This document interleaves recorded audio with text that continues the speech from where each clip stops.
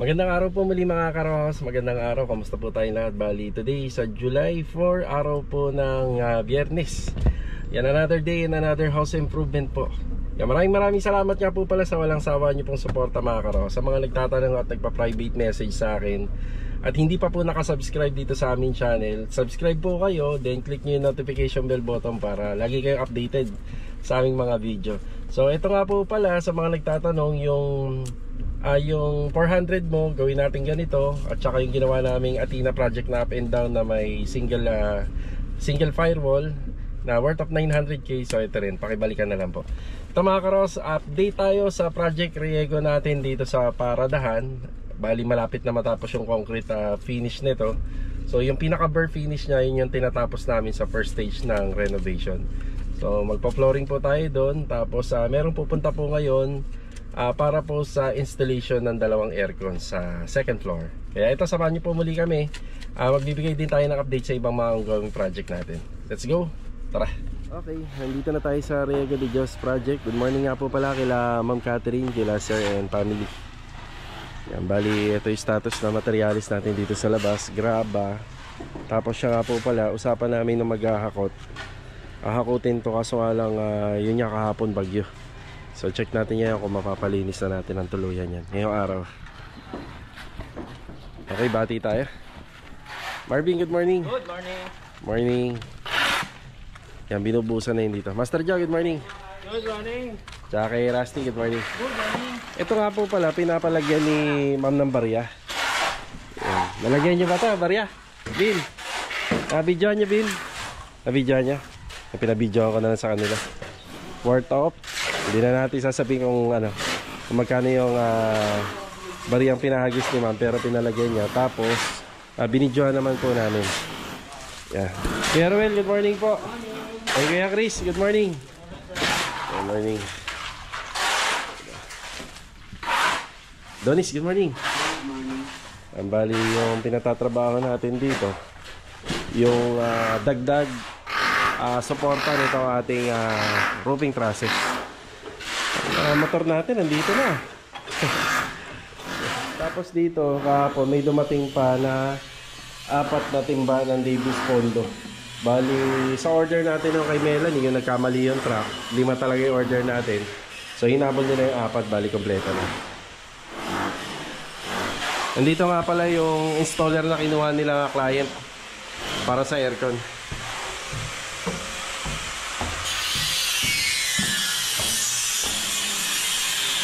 Morning Kuya Philip.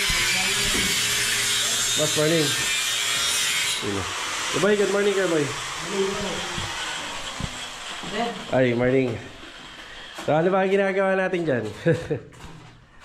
Okay. Eto. So bali ang paraan, sisinsilan yung pader para palulusutin na lang po yung copper tube line dun sa bubong. Sir, yung binutasan nyo, yung parang sahig, hindi yung rib. Usapan natin sa sahig, yung ganito. Ay, sa sahig, sir. Sa sahig. Sa gitna. Yan, gawin kayo magbubutas. Tapos sa installation ng outdoor, napagkasunduan nila ng installer sa taas. Tapos para maitago po yung release ng aircon, ito na. Yan ay pinasok namin sa baba. Tapos yung copper tube sininsilan para maka-install at maitago sa taas. Ganyan na lang po yung magandang paraan para malinis, aesthetic tingnan pag natapos. Kuya, paano kaya kung sa copper tubing hindi magkakatulo? Kasi isang way din yan, dumadaan yung tubig eh. Kunyari, pag nabalot natin yung copper tube, pwede naman siguro din na lang natin babalutin para mas di mapipress yung foam. yung foam. Okay lang ba? Hindi, mas maganda, may balot kasi talaga. Hindi, pagdating sa taas, silyaduhin na lang. Silyaduhin na lang. Tago? Sige, sige. Okay. Pero double check natin tong gawa nila. Ayan. Possible kaya na matapos na boss, kay ano na lang ako magbabayad. Kay boss. Sige, sige. Magkikita na lang kami. Sige, sige. Ano nga pala itong kinakabit natin, sir? 1 horsepower na? Oh, 1 horsepower. Anong brand? 1.5. 1.5. Ito yung 1 horse. Tapos itong 1.5. Okay, sige. So yung brand na kinakabit nila, Daikin. Daikin brand. Yan na. Ito. Bagong-bago. Sariwang-sariwa.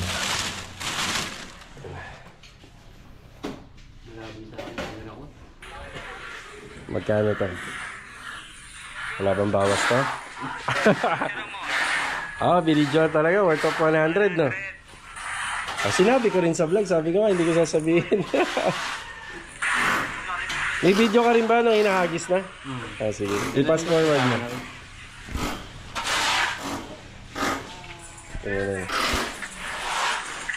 Ito hinahagis na.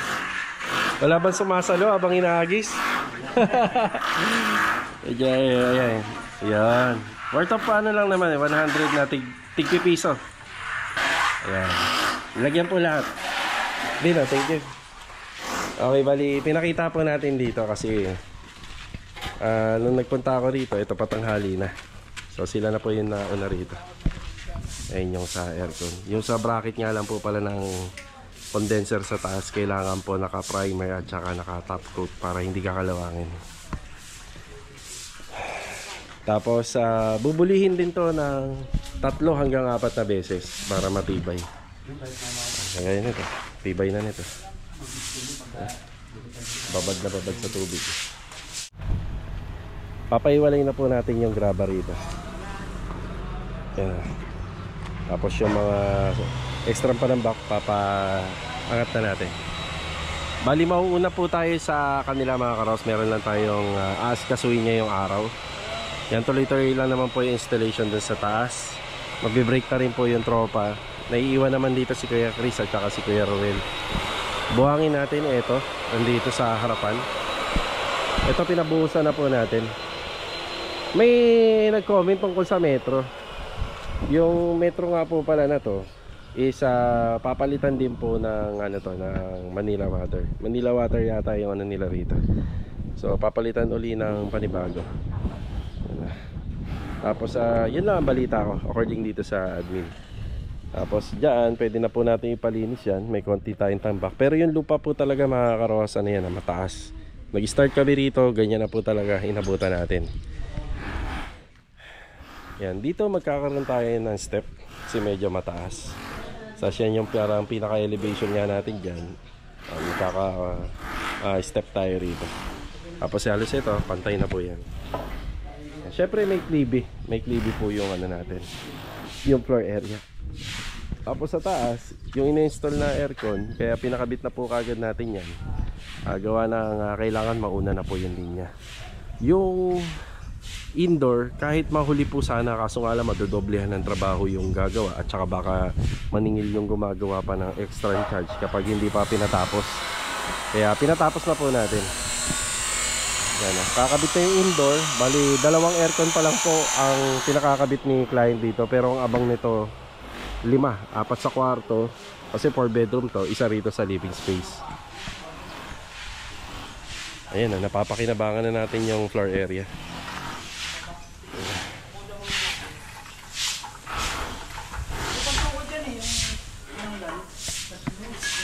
Sa aircon.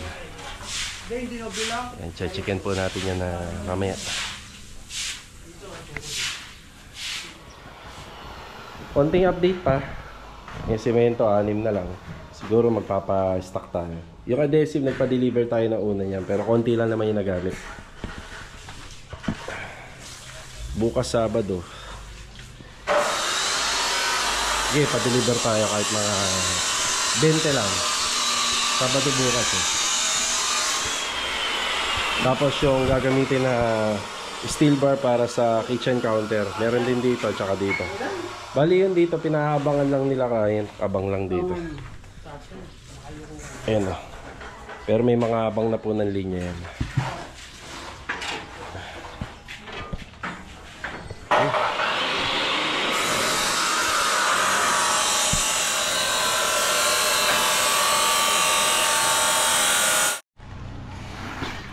Pagtulungan nyo na to, Bin, ha? Huwag na sa gutter. Kailangan nandun na lang para malinis na. Tapos itong graba nga, ipapasako ko na to. Kasya na siguro to hanggang sa matapos yung lababo. Sakto. Ito ba sinadya niya to? Oh, tanggalin na rin natin oh, para malinis na. Akala ko binarahan niya. Ayan. Buhangin.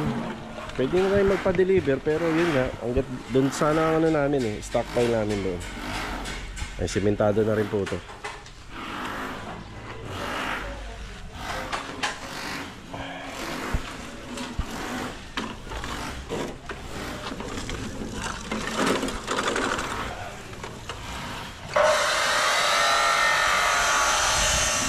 Ito mga karos, makalipas lang po yung break time. Bali, shoutout po kay Galaxy Me 1, yan, God bless po. Shoutout na rin po kay Ma'am Erlyn Legaspi, yan, from Italy. Yan, ingat po kayo dyan, tsaka si Sir, God bless. Tapos mula naman po sa katanungan ni Sir Paul Garcia, yung wipeout na pinapahid namin, pwede po siya kahit saan, wag lang po sa salamin, at tsaka wag lang po sa pader. Ayan, pwede po siya sa mga bakal, pwede po siya sa mga woods, pwede rin po siya sa stainless, wag lang po sa pader, yung pader na may pintura, at saka sa salamin. Tapos pwede rin po siya sa ceiling, basta PVC panel, wall fluted panel, at saka sa mga appliances. Okay, bali galing nga po pala kami ni Mrs. Sa SM13. Meron lang po tayong importanteng inasikaso ron na malaki ang may tutulong dito sa ginagawa nating trabaho. Tapos kanina, nandun po tayo sa parking space. Yan, shoutout nga po pala dun kay Sir na nakasalubong ko po kanina. Yan, kinawayan niya ako. Medyo malayo na po kasi yung distansya namin. Ayan, bali shoutout kay Sir. Yan, medyo nagmamadali rin po tayo kanina. Yan, God bless. Tapos shoutout din po dun sa client natin na nagpa-ocular dito sa Phase 5. Ayan, nakilala rin po natin siya banda dun sa may second floor, sa may BDO. Ito, papunta po tayo ng Anyana po ngayon para makapagbigay ng update. Sana po yung ganitong weather tuloy-tuloy na. Ayan, may araw, mainit na. So saktong-sakto sa mga trabaho natin na panglabas. Let's go! Tara! Nandito na tayo sa Anyana Bel Air East. Ayan, magandang araw po kila Ma'am Kasumi, kila Sir and family. Yan, magandang araw po. Kamusta po yung project natin dito? Bali, yung project naman po natin dito is plastering lang naman ang assignment halos araw-araw. Yan, tipid tayo sa space dito. Tapos 2 tao lang po muna yung gumagawa rito. Gawa ng meron po tayong mga stockpile pa dun sa bawat area. Yan, nandito na tayo. Kasama pala natin si Mrs. Yan. Shower out. Shower out. Pakibati naman si Ma'am Tet at saka si Sir Chito. Hello Ma'am Tet and Sir Chito, kamusta kayo dyan? Yan. Okay. Labang may magbe-birthday? Ako. Hindi ako nakalimutan mo. Oo nga pala. Okay. Bago yan, bati mo na. Yes, Andy, magandang araw, good afternoon. Kuya Richard, good afternoon po. Nasa hulog na, kuya. Sa hulog. Okay, kuya, makisuyo nga muna ng sounds natin. Bali, dito kasi kita nyo naman, may forma pa yung likod natin. Tapos sa structural natin, puro plastering. So, ang gagawin nating diskarte dito, maploringan muna tong harapan at saka doon sa dulo, halos luluhod na. Pero as of now, mga palitada lang muna tayo. Yung doon sa dulo, nakasintadaan na po nila Kuya Sandy, nila Kuya Richard. Ito, tinatapos na lang yung plastering. Wow, sarap naman ang hangin dito. Yan, thank you Lord. Pero mukhang uulan ah. Kaya na, ito, bali ito, yung sa harapan 150 cm lang naman yung height dito. Tapos meron kaming gagawin na canopy rito. Ayan, canopy. Pero yung canopy natin hindi lalagpas dito sa sidewalk. Kailangan kung ano yung sukat dito sa harapan, nasa 3 meters yata to, finish na ng tiles and poste yan. Ganun din dito. Kumbaga kung magkakaroon po ng slab, papasok na sa loob ang kuha po ng ating sukat. Bali, kaya Sunday may dumating materyales. Nakaraan, buhangin, hindi natin na vlog. Yan, buhangin. Semento. Ang semento isa 40. 40 bags ng semento. Noong Miyerkules dumating na. Okay, noong Miyerkules hindi tayo nakapunta. Tapos tukod natin dito, hindi pa po tayo nagtatanggal. More than 1 week pa lang naman po. Pero pwede na po kasing magtanggal yan ng paunti-unti. Pero hindi muna tayo nagtatanggal. para sigurado, kasi yung mga tao naman po dito po na nakapokus. Tapos ito bali 1 week na lang yata ang hinihintay nito. Siya nga pala, kung matatanong nyo, wala pa kaming pinag-uusapan ni client sa taas at saka sa baba nito. Pero may mga konting demolition tayo rito. So ang sa mga susunod na ipagagawa ni client dito, itong main door may lilipat po dyan sa dulo. Tapos sa expansion naman, magkakaroon ng demolition dito banda. Madedemolish natin to. Kasama sa contract namin ang magkaroon ng kisame ito, magkakaroon siya ng kwarto, magkakaroon siya ng kitchen counter. Tapos syempre electrical, tapos kitchen counter slab. So bago po 'yon, gagawa kami diyan. Floor tiling. Yan ang mga kasama dito sa contract. Tapos syempre ito, schedule of window, malamang yan, ganito na yan, yung sa aluminum. So ipapagawa na nila to kila Master Batang. Kaya rito sa Anyana, tipid lang po tayo talaga sa tao na nagtatrabaho. Kasi itong mga gamit na to, gagamitin po yan sa mga floor area. Tapos yung mga natitira pang graba, yung graba gagamitin naman sa kitchen counter slab. Yan, marami pa siyang paggagamitin. Tapos siguro baka madadagdagan tayo ng trabaho dito. Kasi pinalalakad na yata ni client itong ano natin, design para sa second floor. Yan, pinalalakad niya na po yan. Bali baka maituloy po yung CHB laying niya pataas at magkakaposte. Siyempre bubong, yun nga lang para sa akin, kung ako tatanungin nyo, baka may magtanong paano yung bubong niyan. Malamang babago yung slope nung nasa gitna. Baka mabago yung slope. Pero medyo mataas naman kasi kung susundin natin yung slope niya, mababa na yung ulo. Baka yung design mabago, syempre for approval pa yan dito sa Anyana. Kasi syempre may sinusunod silang design ng bahay dito. Tingnan natin kung ano ang kakalabasan ng design na ilalabas ng architect dyan.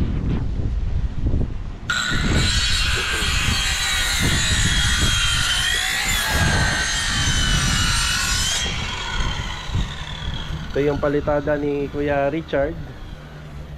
Yung sa dulo na sintadahan nila. Tapos dito banda sa gilid, maganda-ganda na. Yan, dito ko inaasahan sana si Kuya Alden. Nag-comment nga pala tungkol kay Kuya Alden, yung naging welder natin sa Riego. Nagpapagaling pa po siya pero wala akong idea kung anong status ng kanyang kalusugan. Basta nagpapagaling. Tapos dito inaasahan ko sana yung roofing trusses niya rito. Kaso nga lang, hindi ko alam kung makakabalik pa po ba siya kaagad dito sa amin ng mas maaga. Tapos ito, hanggang dito na lang po yung CHB laying natin. Ang lakas na niya. Ang lakas ng trapal. Ang hangin, ang sarap Ayan, hanggang dyan na lang ang sintada. Tapos meron pang pinagagawa si client sa amin dyan. Idadamay na lang po natin once na magkaroon na tayo ng roofing trusses. Basta itong 2 meter dito tsaka 2 meter pa ganito, open po siya. Yan pinaka setback. Yung mga bakal na to magagamit pa natin. Gawa ng itong floor area rito tsaka doon sa harapan. Maglalagay pa tayo ng matting doon. Tsaka baka nga magdagdag pa kasi sa slab ng kitchen counter. Yan, pag natapos natin to, medyo gagaan-gaan na yung luwag ng trabaho natin dito. Sa ngayon taste muna. Ito sila lang po muna yung gumagawa rito. Tapos yung update pa rito sa harapan. Yan, dito sa harapan, bali may tiles na bibilin sila client para rito. Yan. Ganda. Kung matatapos to, mag-share ako ng konting idea. Yung pinaka-porch, yung facade, yung design na yan, mawawala po yan. As in para magiging plain design na lang. Tapos yung pinto, malilipat nga po dito. Isa sa mga nagawa nila na nakaraan, yung plastering dito. Lakas ng hangin dito. Ang sarap. Ayan, ang plastering. Tayo naman kapag tinapos naman natin yung palitada rito, ano yan, kailangan malagyan ng waterproofing yan kapag overall paint na. Mas paganda.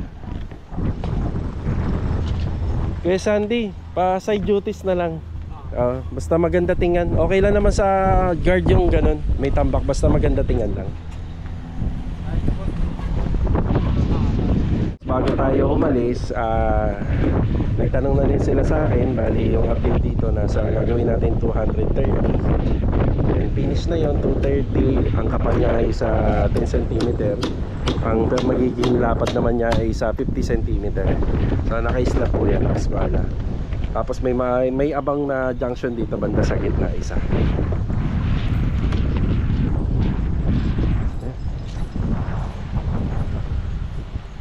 Presko rito.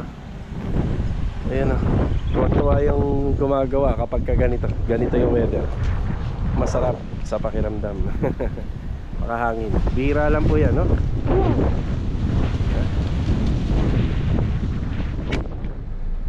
Mauuna na po tayo rito sa mga gumagawa sa Anyana. Napakasarap po rito. Parang ayoko na nga umalis eh. Pero nag-aalala ako sa kanila kasi yung nararamdaman natin na mahangin na may kasamang malamig, baka ang resulta niyan mamaya-maya umulan ng malakas. Sana wag naman. Nakapagbigay na po ako ng instruction. Ganda rin po nito kasi first time sa mga gawa namin na may magpapagawa po niya ng canopy dyan sa may service entrance. Yung hindi pa ako nagbablog, marami na kaming nagawa na ganyan dito sa Lumina at meron din sa Camellia. Ganda rin kasi una design, tapos pangalawa lagyan siya ng ilaw, may purpose din kahit papaano. Pero mas maganda kung pwede na magpabubong sa harapan. Share ko nga lang po yung idea na yung pagbububong kasi sa harapan, nakakasira rin po kasi siya ng design ng fasad ng bahay. Pero syempre malaki ang pakinabang po nun sa bahay, di ba? Malaki ang pakinabang. Pag may bubong ka, may masisilungan, yun nga lang na sisira na yung yung disenyo ng bahay. Hindi naman totally nasisira, kumbaga hindi na buo pag tiningan yung harap. Bibili lang ako ng PVC panel dito sa San Juan Dos, General Trias. Yan, kulang tayo ng 3 piraso dito sa project natin sa phase 5 para pag nag-overtime yung tropa mamaya may gagamitin na para matapos. Nagkukulang tayo kasi yung mga binibili natin ngayon na PVC panel 2.9 meters lang or 290 cm. Hindi kagaya sa malayo 4 meters, kaya malaki pa yung sobra kapag naihati natin.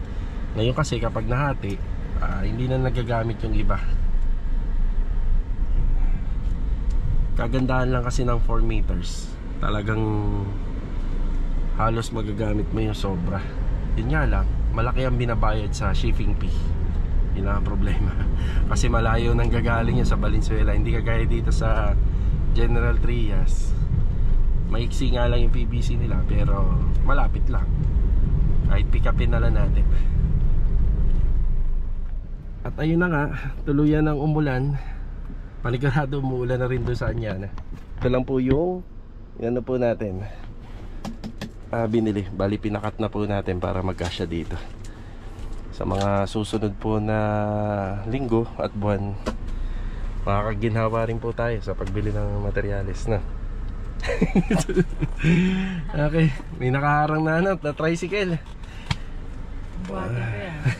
Tara, balik tayo rito sa Riega de Dios project. Ayan, bali hindi na po muna tayo pupunta ng Lumina doon sa project natin sa phase 6. May dalawa tayong ginagawa ron. Bali magpo-focus na tayo rito hanggang sa uwian. So dumating na rin po yung contractor nung magkakabit ng aircon. Siyempre sa vlog natin lagi nanonood si client, kaya kailangan lahat ng may shoot natin dito mapapanood niya. Ayan na. Okay, bali yung ginagawa rito, pinagtutulungan na po yung installation po ng ating mga angle bar dito sa roofing trusses. Yan po kasi dati may tukod siya sa gitna, tinanggal natin.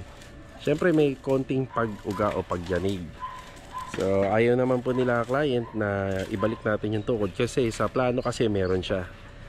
Yan, bali gagawin po natin ito ng paraan para lalong tumibay yung ating roofing trusses dito. Tapos sinisemento na nga po pala nila itong sa may bandang garahe. Yan na.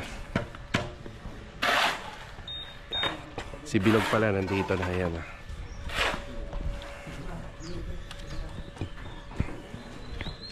Master Jojo. Bali, magkakaroon tayo ng step dyan, no, Jo? Bali, ilan ang ano yan? Ilan ang taas? 15 cm. Nakailang bully na to, Jo? Pangatlo? Pangalawa pa lang. So ito kasi medyo nag-uulan-ulan, baka abutin to ng 3 hanggang 4 para ma-achieve po natin yung concrete flooring na ginawa natin dito. Ito ba ay ang klibe papunta sa gitna. Kailangan madala natin sa gitna habang sementado pa siya. Actually hindi to masyadong gitna di ba? Hindi to masyadong gitna yung tubo natin. Kailangan madala po natin yung klibe papunta rito, kabilaan.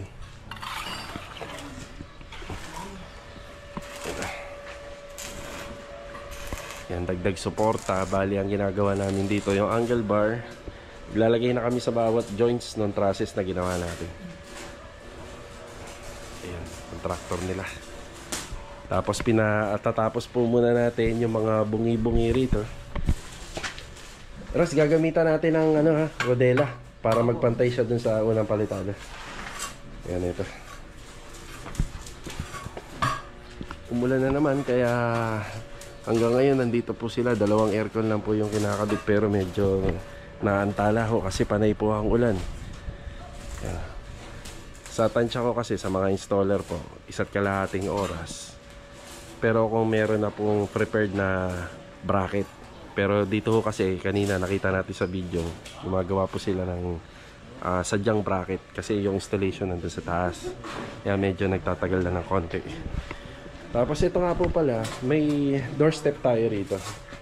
Itong doorstep na to, bali nasa 40 cm po yung lapad niya. Katumbas po ng isang tiles kapag nag-install. Yan, slab po to. Tapos may bakal din po tayo na nilagay rito na naka-dowels dito. Para matibay-tibay. Sliding, tapos doorstep.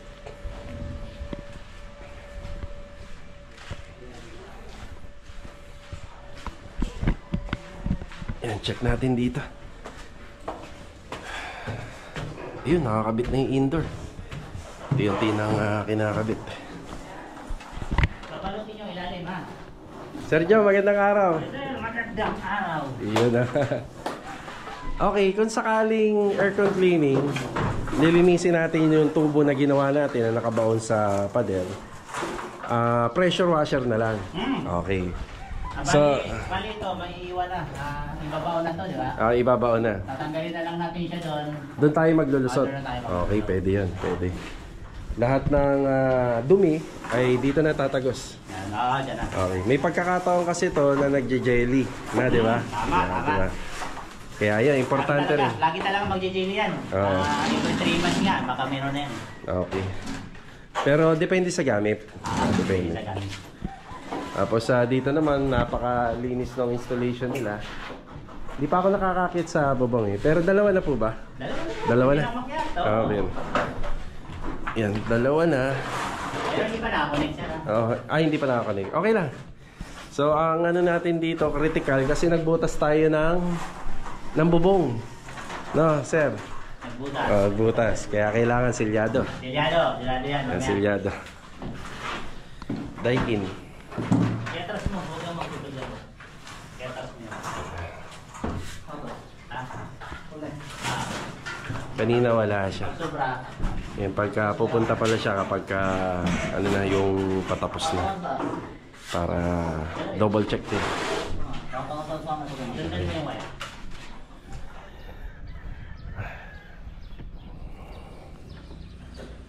Hindi na ako tuluyang umakyat para hindi na tayo nakakasagabal sa gawa rito. So ganun po yung itsura ng ating outdoor. So maraming gumagawa ng ganitong style sa bubong na lang kasi para mas maiwasan po yung mga pader po dito sa harapan ng bahay ay magkaroon po ng ibang mga malalaking bagay na nakakabit kagaya ng aircon.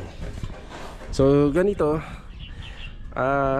option na tinabayan talaga namin yung bubong. Ito 0.6. Ayun kita nyo kapag kinakatok. Tapos ito 0.6 din. Ayun tigas. Papansin natin kahit nakapatong tong ano na to, hagdanan, hindi ito basta-basta mayuyupi. Yun din ang advantage sa ginawa natin dito. Ayan po yung ating installation ng roofing dito. So hindi pa tayo tuluyan naakyat dito kasi pati itong mga text screw na yan, lahat yan ipapaangat natin ng bahagya, tapos isa-isa palalagyan natin ng sealant, then ibababa. Yan po isa last priority na natin. Mas priority natin yung mga gawain dito sa baba. Ayun yung installation ng aircon. Yan. Pwede rin siya dyan, basta make sure lang yung ginamit na bracket kailangan hindi siya basta-basta kakalawangin. Yun ang maganda. Tapos kailangan yung mga butas selyadong selyado. Tuloy-tuloy lang naman yung trabaho rito. Tapos meron na tayong isang pintor nakapwesto na rito. Yan, puro masilya lang po muna siya. Tapos mamaya tetestingin yung aircon. Yan naman po pag nakita natin lumabig at yung release ng tubig niya ay tumulo na, okay na yun. Tapos yung mga gawa naman po nila dun sa taas, syempre maglalagay sila ng tubo doon para sa pipeline. Aayusin naman din po natin yung pag umakyat tayo sa bubong. Tapos ito binubuli na, pangatlong buli yung dito banda.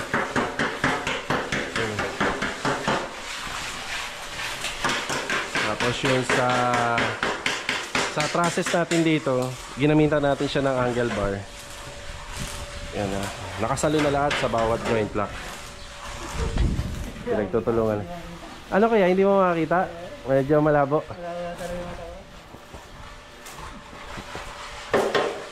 Yan na.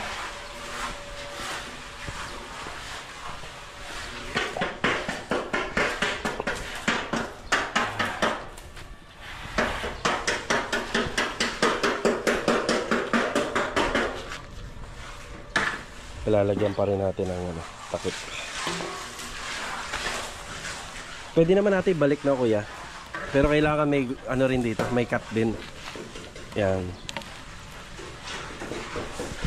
Kailangan, ayan, pwedeng ganyan, pero kaya maganda may cut din ba. Yan, okay na. Napasok. Tapos ito, nililinis na rin. Niwalay na po nila yung graba sa panambak. Ayan mga karawas, hanggang dito na lang po muna yung vlog natin ngayong araw po ng Biyernes. Kita-kita na lang po ulit tayo for the next video. Matatapos na rin po yung installation ng aircon, so leak test na lang, tapos palalamigin na lang, tapos kailangan doon sa release ng tubig, kailangan may lumabas na tubig yan habang pinagagana. So maximum no, nasa 3 minutes pataas, kailangan may lumabas po na tubig dun sa daluyan. Pagka meron, ibig sabihin na good na at walang problema. Yan, ipagpapatuloy natin ang trabaho natin dito bukas, araw ng Sabado. Let's go! Tara!